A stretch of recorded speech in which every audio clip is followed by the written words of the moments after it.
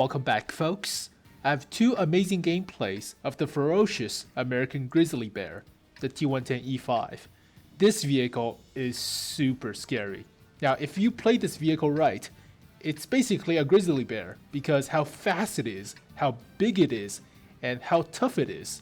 It's very hard to kill this vehicle in a one-on-one match because the frontal armor is insanely buffed from 9.10 introduction of the HD remodel.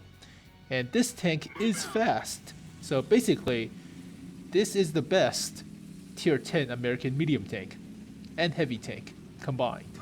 So yeah, it's like the T54 or the old KV-1S. If you combine all three aspects of the triangle in developing an armored vehicle, such as firepower, armor, and mobility, if you have all three, this tank is amazing. So yeah, like the T54, like the old KV-1S, this tank is scary. It's basically a grizzly bear. And grizzly bears are fast, and they're pretty hard to kill. So it takes like a billion shotgun rounds to deter one. Oh crap, but yeah.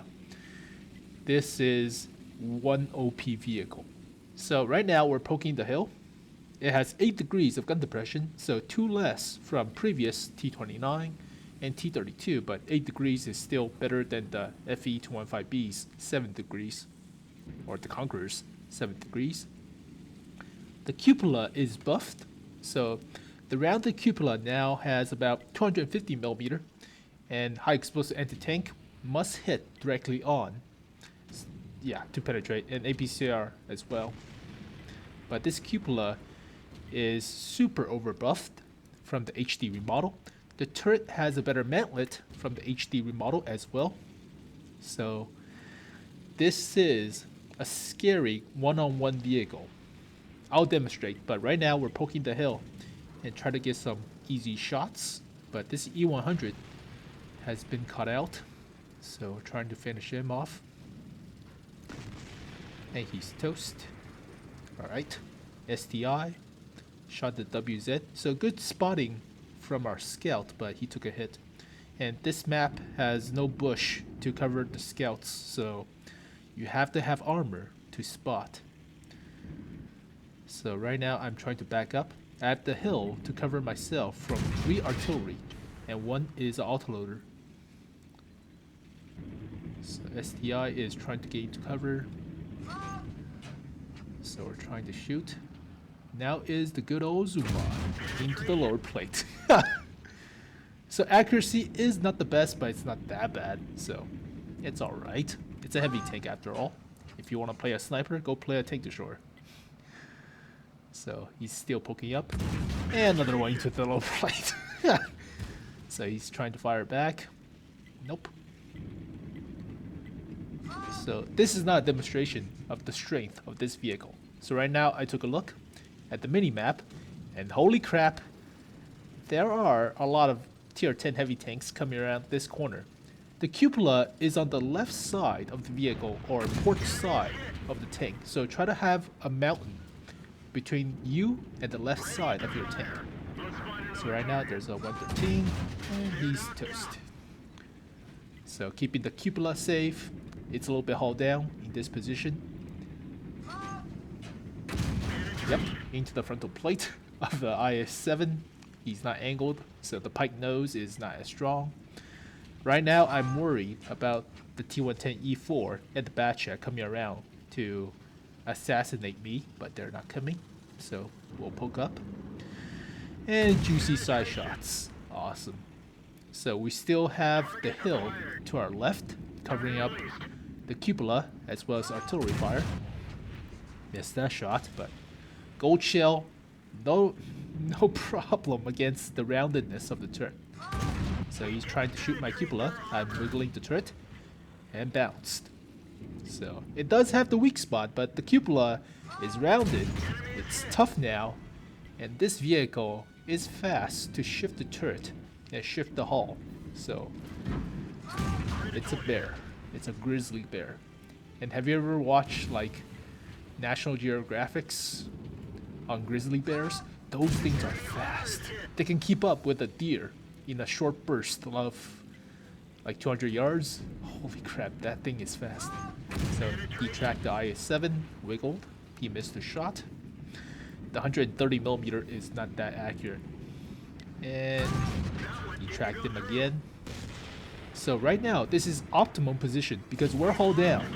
We have the hill covering out the cupola, and artillery can easily shoot these guys, whereas their artillery cannot. So their artillery cannot shoot at me. So I'm still wondering about the Bat Chat to my left flank. But he's not coming. Shoot the lower plate, knock him out. The Bat Chat is scared to come down to assassinate me, but whatever. So we're waiting. The T-57 Heavy still looking. Nope, not coming. Alright. I'll shoot these sitting ducks, or fish in a barrel. The T-57 Heavy tank is not that bad, but it's a medium tank. It has a gigantic gun. You have to play it a little bit more cautiously than the T-110E5. Here's another T-110E5. I'm trying to shoot the drive wheel. Missed. And as you can see, the turret bounced a lot of shots. Yak Panzer E100 finish off the T-110E5. Side scrape a little bit. And he's toast. Alright, so phew, that was intense fighting. But I'm surprised the Bat Chat and T-110E4 did not come down and trying to assassinate me. I guess he was busy sniping, so that's your fault. The Bat Chat is a mantis, so it's assassinating vehicle, whereas this vehicle, it's a bear. If this vehicle comes tumbling towards you and you're 1v1 with this tank, oh, you shit your pants so quick. And if this vehicle is driven by a competent player, then sure. Oh, bad shot. Oh well, it's not APCR. I'm so used to the fast firing APCR or fast velocity, whatever. So yeah, took all those hits on the turret, wiggled the turret to prevent cupola shots, but it's a strong vehicle, very strong. So right now, artillery hunting. Accuracy is not the best, so you have to aim. But the reload is 1 second longer than the FV25B, so DPM is not as good, but 8.4 seconds of reload is pretty okay for a 400 Alpha. So 2 more artilleries. And this game was pretty easy. Well, pretty easy after I played it, but when I was playing it, I was so scared of the Bat Chat coming down to assassinate me, but he never came, so whoops to him. Whoops. Didn't miss. Didn't hit. Missed. It has the view range against these artilleries, but yeah, it's a gigantic grizzly bear. So on to the next one. Alright, second match. We're on Ensk to demonstrate the ferocity of the T-110E5. So it's a city map, and you have to focus on side scraping and less on hull down because there's not that many cover. So you have to know how to side scrape or face hug effectively, but I'll demonstrate how you do that with this vehicle. So this tank is scary if it's one-on-one, if it has the frontal plate pointed towards you and it's in close proximity to you where you cannot shoot the lower plate. So this vehicle is scary good, and you have to aim upwards towards the cupola, making the roundedness even harder to penetrate. So vehicles like IS-7 has to point the gun upwards into the cupola and therefore increase the sloping effectiveness of the rounded cupola. So basically this vehicle is super scary if it's 1v1. And yeah, you have to use gold shields. So right now we're poking, haul down a little bit to cover up the lower plate. I'm still trying to side scrape, keeping the cupola hidden because it's on the port side of the vehicle. So I'm trying to use these rebels to cover up the cupola. So right now my team decided to go towards the right flank, for some reason, but I do have an E100 and looks like a T10 coming down. Well, the E100 is going to be a little bit bold. Pan KR, T54, side scrape keeping the left side of the vehicle hidden. Another E100, too sloped of a lower plate, it's not going to penetrate. So T54 waiting. Alright, I have the drive wheel, and he's detracked. Surprise! That's not how you angle the vehicle. Now you're permanent track. You don't want to use a repair kit, you take another hit. Hopefully that destroy your engine or something. Or damage the engine. Mostly transmission, because the engine or transmission shot into the engine damage, but whatever. So right now we're getting swarmed. We have E100 and a KV4. The KV4 is YOLOing onto an IS-7, a Pan KR, and E100, as well as a circling object 907. So right now the E100 decided to poke up. But I'm waiting. Shot the IS-7, the sides. So right now we're heavily outflanked. So do not panic. Always do not panic. So they're scavenging the KV4 like a bunch of wild dogs. And we'll try to shoot. Ah, dang it. The IS-7 in the lower back. Missed. I always like to make comparisons from vehicles to animals. The IS-7 is basically a pike fish, or one of those pike giant swordfish. What did they call it? Begins with an M. I totally forgot the name, but whatever. But yeah, those things are pikefish because of the pike-shaped nose and blah blah blah. The 907 looks like a UFO or clam. But this thing is a grizzly bear. Jingles calls it Captain America in his video, but it has a cupola. And I like to compare vehicles to animals, not humans. Whatever, humans are boring, animals are cool. So right now I'm trying to side scrape. The T54 is over there. We have a few backup. The Ferdinand, the AMX CDC, looks like an IS-7 or IS-3. No, it's an IS-3. IS-7 is holding down that corner. Alright. So we have this corner to ourselves. We're by ourselves. I decide to go to the T54, but there's a Pan KR. Let's bully him. You think you're a tiger? I'm a grizzly bear. I don't care. I don't care about your shell. Don't let him flank you. Keep your front towards him and always ram him in the face. You try to shoot a cupola, I back off a little bit. Yeah, he's not gonna penetrate. Yeah, you're about to shoot. Shoot the rotor vent. Rotor cyclone vent. That's the thickest armor part recently.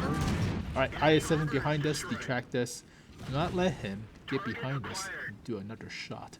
So right now, I'm trying to circle around. It's a grizzly bear, so the traverse is not as strong as medium tanks, but you're not gonna win the face-hugging battle against me. So I took a look for the rest of his friends. Alright, E100 got on our sides, annoying, and go away. I took another hit, bounced. There's a lion, the Lurve, but he's trying to look for our weak spot. I tried to shoot the cheeks, missed, wiggle. He's trying to push me. Punk, don't you know who I am? Lower plate.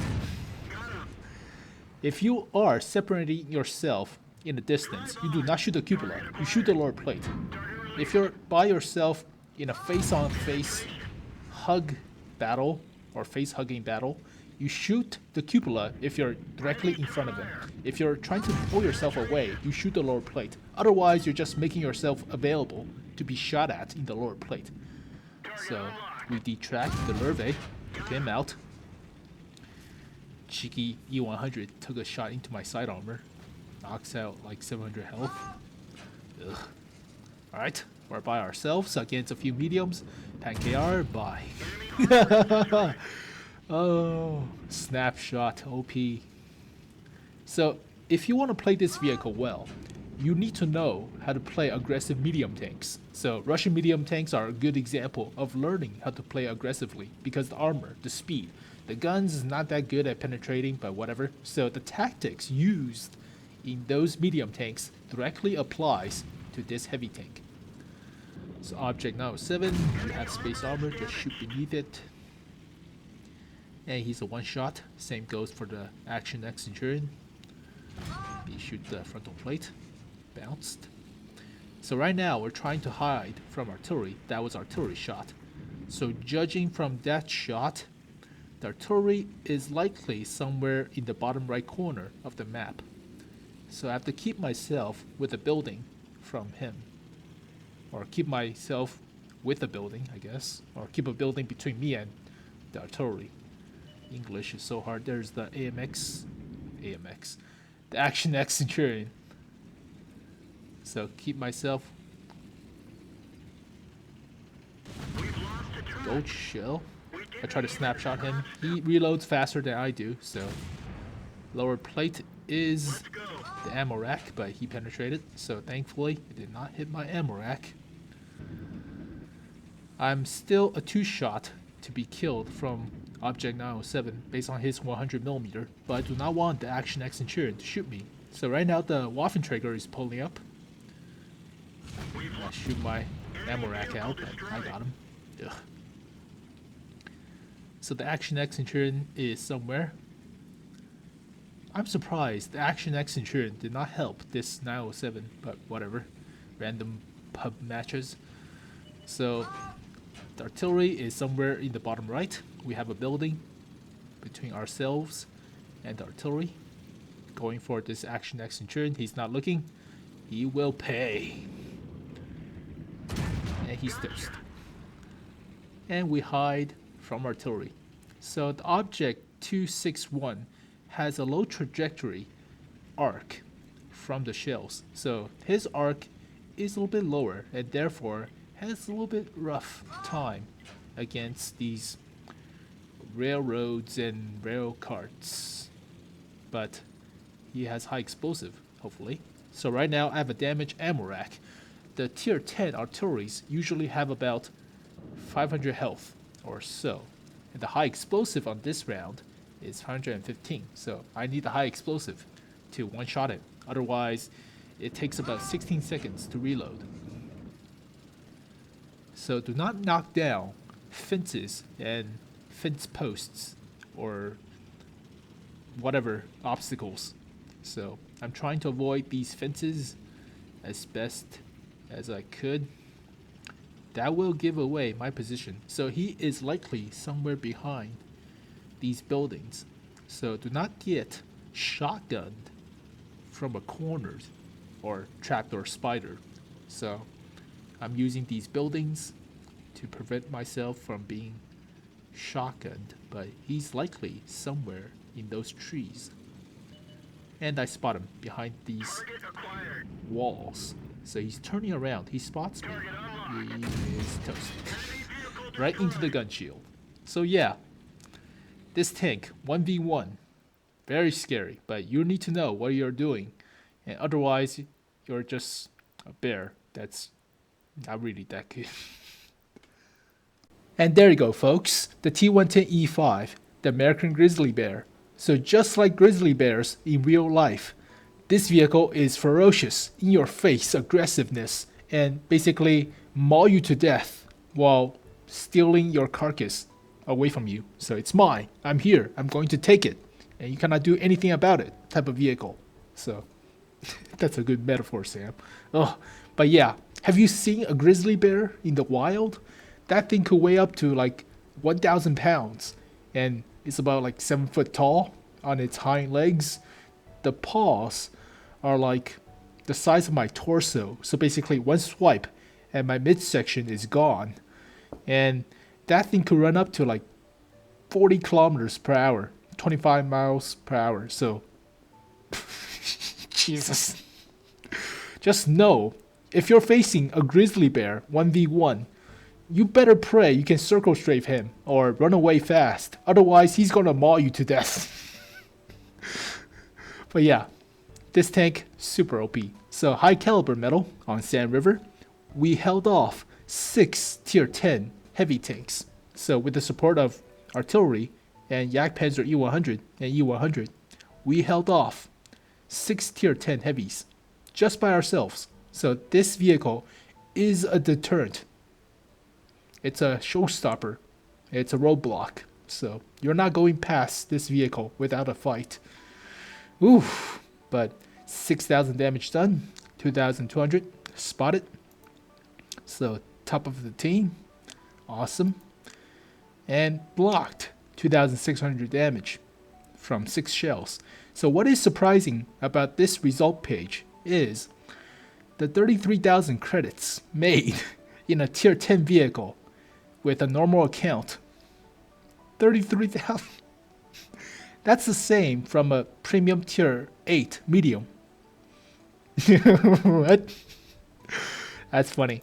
And the second match on Ensk, so 1v1 against a Pan KR. I'm sorry to this player, but that was just like Pan Tiger, whatever. I'm a bear. Just get out there. Just no. And bears could fight off tigers in real life. Just no. Just the bear is. Oh my god, it's scary to face a bear than facing a tiger, because tigers are basically pounce on you and dead. They don't maul, or they do maul, but their paws are not as big and they don't weigh as much. A freaking bear is like twice the size of a tiger. Just like, I don't care. And okay, enough analogy, but hit 100%, so that's good. I'm auto aiming noob, so that's a new one for me. 6,000 damage done, only 300 spotted. Steel wall, high caliber, Bradley Walters. So top of the list, awesome. And bounce a lot of shots, so good enough. But I fired 2 high explosive into tank against the IS-7, so I was panicking, and it was a 1v3 with the E100 and Lurve behind me. So you have to know how to handle targets and prioritize which one is the most dangerous. So basically the E100 is a one shot, kill him off, then face the IS-7 because the Lurve hasn't come up to my face yet. So yeah, scary situations, but this tank could handle it. And know the strength and weakness of this vehicle is important to be super aggressive with it. So basically you don't want to bite off more than you can chew and just YOLO rush into a crowd of IS-7s and other T110 E5s or E100s. No, you don't want to do that. You want to have 1v1 situations and just exploit those 1v1 situations to the best of your capabilities or possibilities, whatever. So yeah, Grizzly Bear